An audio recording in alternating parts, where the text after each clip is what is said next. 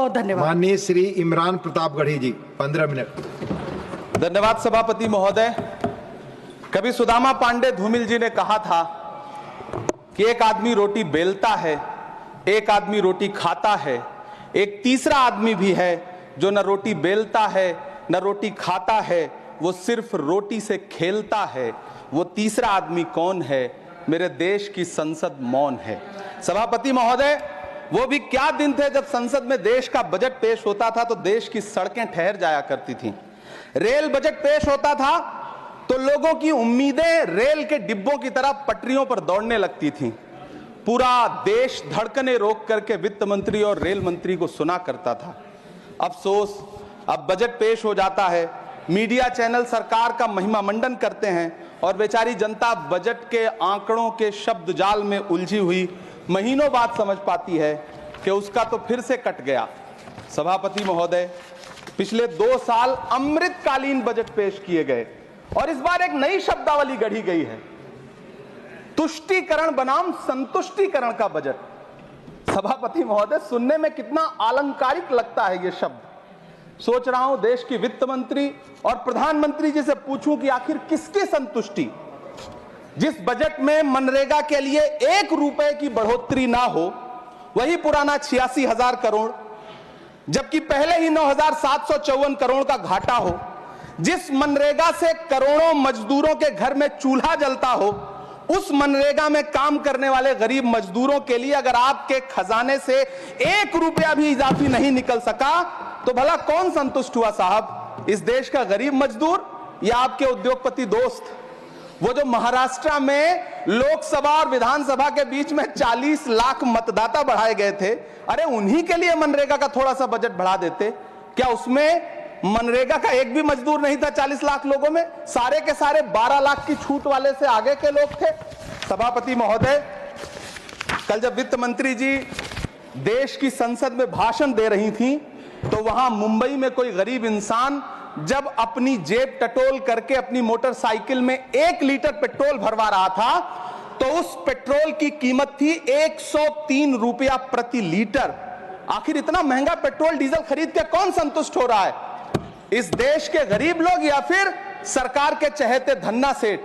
सभापति महोदय, वित्त मंत्री जी इस बजट को मध्यम वर्ग को संतुष्ट करने वाला बजट बता रही हैं। अरे मैडम, हम आप यहां पर बैठे रहते हैं और वहां बाहर इसी दिल्ली में 1 लीटर दूध, चाहे वो अमूल का हो या फिर मदर डेयरी का हो, उसकी कीमत 73 रुपए लीटर है। इतना महंगा बेच करके कौन संतुष्ट हो रहा है? गरीब जनता या आपके धन्ना सेठ दोस्त? सभापति महोदय, इस सरकार का बाजार और महंगाई पर कोई नियंत्रण नहीं रह गया है। चाहे देश में लहसुन 400 रुपए किलो बिक जाए, टमाटर 100 रुपए किलो बिक जाए, प्याज का दाम सुनकर आंखों में आंसू आ जाए, लेकिन वित्त मंत्री महोदया बजट में महंगाई का मां भी नहीं बोलती हैं। बच्चों की किताब और पेंसिल तक पर टैक्स लगाने वाले सरकार से मैं पूछना चाहता हूं कि आप मध्यम वर्ग का हितैषी बताते हैं खुद को, तो शर्म नहीं आती है? खुद को धार्मिक कहने वाली सरकार भगवान श्री कृष्ण के प्रिय खाद्य पदार्थों दही और मक्खन तक पर जीएसटी लगाती है और बात करती है मध्यम वर्ग की हिमायती होने की। जिंदा रहते हुए जनता से हर चीज पर टैक्स वसूलने वाली यह सरकार कम से कम मरने पर तो लोगों को बख्श देती, लेकिन नहीं, वहां भी लूटना है। अंतिम संस्कार के सामान, अगरबत्ती, धूप बत्ती, केवड़ा जल, चंदन पाउडर, जौ, बताशा, काला तिल, पंचरत्न, कपूर और कफन तक पर टैक्स लेने वाली यह सरकार किस मुंह से खुद को मध्यम वर्ग का हितैषी बताती है? कौन सी संतुष्टि? किसकी संतुष्टि? कदम कदम पर टैक्स देकर लुटने वाली जनता की या फिर जनता से टैक्स वसूल करके धन्ना सेठों का खजाना भरने वाली सरकार की? किसकी संतुष्टि? सभापति महोदय, 18 अगस्त 2015 आरा का बिहार का ऐतिहासिक मैदान, सजा हुआ मंच, हजारों की भीड़ और सामने खड़े हुए देश के प्रधानमंत्री का भाषण। बिहार के भाइयों बहनों, आज मैं बिहार के लिए पैकेज की घोषणा कर रहा हूं। 50,000 करोड़ कर दूं कि ज्यादा कर दूं? अखिलेश भाई, 60,000 करोड़ कर दूं कि ज्यादा कर दूं? 70,000 करोड़ कर दूं कि ज्यादा कर दूं? 80,000 करोड़ कर दूं कि ज्यादा कर दूं? चलो, मैं बिहार को 1.25 लाख करोड़ का पैकेज दे रहा हूं। 10 साल हो गए सभापति महोदय, वही ढाक के 3 पात, बिहार आज भी विकास की बाट जोह रहा है। भाषण आज भी प्रधानमंत्री जी के यूट्यूब चैनल पर सुना जा सकता है। जो झूठ बोल के करता है मुतमईन सबको, वो झूठ बोल के खुद मुतमईन नहीं होता। सभापति महोदय, ये तो राहुल जी का असर है। कौन सा शब्द सर, कौन सा शब्द? झूठ। ठीक है सर, मिथ्या बोल करके, जो मिथ्या बोल के करता है मुतमईन सबको, वो मिथ्या बोल के खुद मुतमईन नहीं होता। ये राहुल जी का असर है। जो मखाना बोर्ड की घोषणा हुई, अखिलेश जी आपको याद होगा, भारत जोड़ो न्याय यात्रा में 30 जनवरी 2024 को बिहार के रंगभूमि मैदान में राहुल गांधी जी का पूर्णिया में भाषण था और उसमें मखाना को लेकर उन्होंने आवाज उठाई थी। ये उनका असर है कि आपको मखाना बोर्ड बनाना पड़ा, वरना तो आप मैखाना बोर्ड बनाने वाले लोग हैं। सभापति महोदय, बिहार को झूठे पैकेज और चुनावी दिलासे देना बंद करिए। आज भी जब कोसी में बाढ़ आती है तो पूरा सीमांचल बर्बाद हो जाता है। मैंने उस तबाही को अपनी आंखों से देखा है। 2016-17 की बाढ़ में अपने इन्हीं हाथों से राहत सामग्री बांटी है मैंने। अगर सच में बिहार के लिए कुछ करना चाहते हैं तो बिहार को बाढ़ से बचाने का प्रबंध करिए। पूर्णिया एयरपोर्ट 10 साल से बाट जो रहा है, घोषणा 2014 में हुई, बन के आज तक तैयार नहीं हुआ। अलीगढ़ मुस्लिम विश्वविद्यालय का किशनगंज सेंटर बजट के अभाव में दम तोड़ता जा रहा है। मैंने पिछले बजट सत्र में भी आवाज उठाई थी, आज फिर वित्त मंत्री जी से अनुरोध करना चाहता हूं दामन फैला करके कि अलीगढ़ मुस्लिम विश्वविद्यालय का किशनगंज सेंटर बन जाने दीजिए। आखिर कौन सी नफरत है? यह मुल्क हमारा भी है, इस मुल्क की मिट्टी में हमारा भी खून पसीना शामिल है। हमसे इतनी भी क्या नफरत? रिश्तों की ये नाजुक डोरें तोड़ी थोड़ी जाती हैं, अपनी आंखें दुखती हो तो फोड़ी थोड़ी जाती हैं। सभापति महोदय, अल्पसंख्यक मंत्रालय का बजट काटकर मौलाना आजाद नेशनल फेलोशिप बंद कर देना, प्री मैट्रिक स्कॉलरशिप बंद कर देना, नई मंजिल योजना बंद करना, धरोहर योजना बंद करना। 2024-25 के बजट में माइनॉरिटी मिनिस्ट्री के लिए 3183 करोड़ रुपए की घोषणा हुई, लेकिन देश को हैरत होगी कि बाद में समीक्षा करके लगभग आधा कर दिया गया, 1868 करोड़ रुपए। मुझे सरकार से पूछना है कि कौन संतुष्ट हुआ? इस देश का अल्पसंख्यक संतुष्ट हुआ है या आप संतुष्ट हुए? किसका संतुष्टिकरण? सभापति महोदय, मैं प्रधानमंत्री जी से कहना चाहता हूं कि आप ही ने 1 मार्च 2018 को किंग अब्दुल्ला को, जॉर्डन के किंग अब्दुल्ला को मेहमान बना करके इसी दिल्ली में एक कॉन्फ्रेंस में कहा था कि मैं मुसलमानों के एक हाथ में कंप्यूटर और दूसरे हाथ में कुरान देना चाहता हूं। कंप्यूटर देने की बात तो छोड़िए, पढ़ाई के लिए जो स्कॉलरशिप मिल रही थी उसको भी छीन लिया आपने। किसको संतुष्ट करने के लिए? हम समझते हैं इस साजिश को। आप माइनॉरिटी मिनिस्ट्री का बजट काटते काटते एक दिन मिनिस्ट्री को ही बंद कर देना चाहते हैं। वो जहर देता तो सबकी नजर में आ जाता, सो ये किया कि हमें वक्त पर दवाएं न दी। सभापति महोदय, मैं तो वित्त मंत्री जी से पूछना चाहता हूं आपके माध्यम से कि शायद आपको पता ही नहीं है कि गृहस्थी चलाने वाली एक गृहिणी की मुश्किलें क्या क्या होती हैं। आपने कभी सोचा भी नहीं होगा कि जब वो किचन में सब्जी बनाने के लिए कढ़ाई में तेल डालती है तो उसके साथ उसके आंसू भी गिरते हैं। सभापति महोदय, शायद उन्हें पता भी ना हो कि एक छोटी सी गाड़ी और एक छोटे से फ्लैट का EMI भरने के बाद इस देश का एक गरीब इंसान जब अपने बच्चों की फीस भरने के बारे में सोचता है तो उसे कितनी खुशियों का गला घोंटना पड़ता है। शायद उनको पता भी नहीं है कि फसल बेच करके बिटिया की शादी का सपना सजाने वाला किसान जब अपनी फसल बर्बाद देखता है तो कितनी रातें सो भी नहीं पाता है। सभापति महोदय, शायद वो कभी इस पीड़ा को समझ ही नहीं पाएंगी कि परिवार के किसी एक सदस्य को कैंसर जैसी बीमारी हो जाए तो घर और जमीनें गिरवी रख उठती हैं लेकिन इलाज नहीं हो पाता। सभापति महोदय, इसी देश की संसद में कभी स्वर्गीय सुषमा स्वराज जी ने कहा था कि जब देश की करेंसी गिरती है तब देश की प्रतिष्ठा गिरती है। एक तरफ कोलंबिया जैसा छोटा सा देश और उसके प्रधानमंत्री गुस्तावो पेत्रो खड़े हैं जो कोलंबिया के नागरिकों को हथकड़ी लगाकर लाने वाले जहाज को अमेरिका बैरंग वापस लौटा दे रहे हैं, और दूसरी तरफ हमारे प्रधानमंत्री जी खड़े हैं जो बेड़ी और हथकड़ी लगा करके लाए गए बेटों के अपमान पर एक शब्द नहीं बोल रहे। सभापति महोदय, मैं इतिहास के पन्ने पलट रहा हूं, मुझे 2 किरदार याद आ रहे हैं। एक तरफ निक्सन के 7वें बेड़े की धमकियों के सामने लोहे की तरह अडिग इंदिरा गांधी खड़ी हैं, तो दूसरी तरफ खुद ही नमस्ते ट्रंप का नारा लगाते हुए प्रधानमंत्री जी खड़े हैं। मेरे कानों में सुषमा स्वराज जी की आवाज गूंज रही है।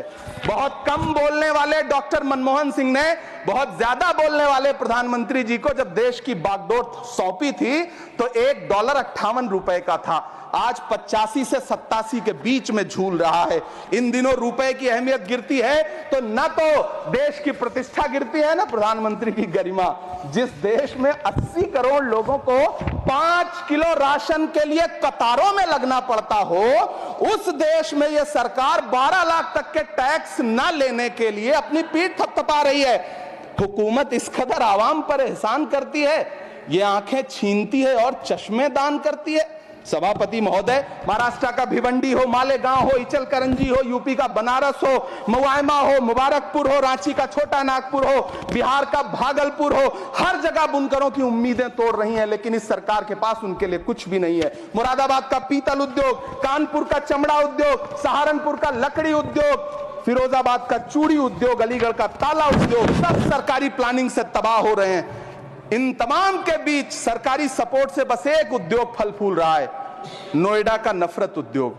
सभापति महोदय, जिस देश में 40 से 45% मेडिकल फैकल्टी की सीट खाली हो, वहां बजट में 75,000 नए मेडिकल सीट्स का ऐलान हो रहा है। सरकार बहादुर, कम से कम इस देश के पढ़े लिखे युवाओं को तो मूर्ख समझना बंद करिए। वो अब तिजारती पहलू निकाल लेता है। पहले 7500 मेडिकल सीट्स बाद में बनाइएगा, पहले जो एम्स में 2161 पद खाली पड़े हैं उनको तो भर दीजिए। वो अब तिजारती पहलू निकाल लेता है। मैं कुछ कहूं तो तराजू निकाल लेता है। मैं इसलिए भी तेरे फन की कद्र करता हूं तो झूठ बोल के आंसू निकाल लेता है। सभापति महोदय, फिर झूठ आया है, मैं उसे मिथ्या कर दे रहा हूं। शायरी में बार बार आ जाता है, क्या करूं महोदय। काश ये बजट, सभापति महोदय, वो एक शब्द मैं मिथ्या कर दे रहा हूं सर, वो एक शब्द को हटा दीजिए। ध्यान रखें, ऐसे जो भी शब्द होंगे आपके वहां। सभापति महोदय, काश ये बजट बीपीएससी के पेपर लीक की शिकायत करने वाले नौजवानों पर बरसती हुई पुलिस के लाठियों पे, जख्मों पर मरहम लगा पाता। सभापति महोदय, पिछले 80 दिन से 70 साल का एक बुजुर्ग एमएसपी की लीगल गारंटी मांगता हुआ आमरण अनशन पे बैठा हुआ है। काश ये बजट किसान नेता जगजीत डल्लेवाल की टूटती हुई सांसों की पीड़ा सुन पाता। काश ये बजट प्रतियोगी परीक्षाओं की तैयारी के लिए दिल्ली, कोटा, पटना, अहमदाबाद जैसे शहरों में, इलाहाबाद जैसे शहरों में किताबों के साथ गल रहे युवाओं के सपनों को जिंदगी दे पाता। काश ये बजट वंदे भारत के सुनहरे विजुअल के बजाय देश की गरीब जनता को कुछ और पैसेंजर ट्रेनें दे पाता। काश ये बजट सीनियर सिटीजन को ट्रेन टिकटों में मिलने वाली रियायतें वापस लौटा पाता, जिनको सरकार ने कोविड के नाम पे छीन लिया था। काश ये बजट किसानों की राह में कीले नहीं बल्कि कालीन बिछाने वाला बन पाता। काश ये बजट सरकारी मालिकों को यह समझा पाता कि नेहरू को कोसने से अर्थव्यवस्था नहीं सुधरेगी, उसके लिए डॉक्टर मनमोहन सिंह साहब की अर्थ नीति अपनानी पड़ेगी। पिछले 11 साल से नेहरू जी को कोस रहे हैं, आखिर कब तक कोसिएगा। थोड़ा पंडित नेहरू जी के बारे में पढ़िए, तब पता चले कि पंडित नेहरू की शख्सियत का नाम है। दुनिया का पहला ऐसा राजनेता जिसने अपनी जिंदगी की आजादी के लिए, देश की आजादी के लिए 3259 दिन अंग्रेजों की जेल में बिताए। पंडित नेहरू एक ऐसे महान शख्स जिनके पिता पंडित मोतीलाल नेहरू, जिनकी बहन विजय लक्ष्मी पंडित, जिनके बहनोई पंडित रंजीत सीताराम, जिनकी बेटी इंदिरा गांधी, जिनके दामाद फिरोज गांधी, सब ने अंग्रेजों से लड़ते हुए स्वतंत्रता आंदोलन में जेल काटी। आप किस मुंह से उनकी लकीर छोटी करने की बात करते हैं? नहीं कर पाइएगा, 7 जन्मों में नहीं कर पाइएगा, क्योंकि जिस्म की मौत कोई मौत नहीं होती है। जिस्म मिट जाने से इंसान नहीं मर जाते, धड़कने रुकने से अरमान नहीं मर जाते, सांसें थम जाने से ऐलान नहीं मर जाते। जिस्म की मौत कोई मौत नहीं होती है। सभापति महोदय, मैं आपके सामने खड़ा होकर के एक बहुत छोटी सी कहानी सुनाना चाहता हूं कि महान बादशाह सिकंदर ने जब यूनान फतेह किया तो जीत का जश्न मनाने के लिए शहर की सड़कों पर निकला, तो उसने देखा कि पूरा शहर तो जश्न मना रहा है, एक फकीर सड़क के किनारे चादर तान के सो रहा है। सिकंदर को गुस्सा आया, घोड़े से उतरा, उस फकीर के पास गया और उसे सोता देख करके उसे जोर की एक लात मारी और लात मार के कहा कि क्यों रे फकीर, मैंने यूनान फतेह कर लिया, लोग जश्न मना रहे हैं और तू सो रहा है। उस फकीर ने उन्नीदी आंखों से सिकंदर को देखा और देख करके कहा कि शहर जीतना बादशाहों का काम है, लेकिन लात मारना तो गधे का काम है। सभापति महोदय, गरीब जनता को लात मारना बंद करिए।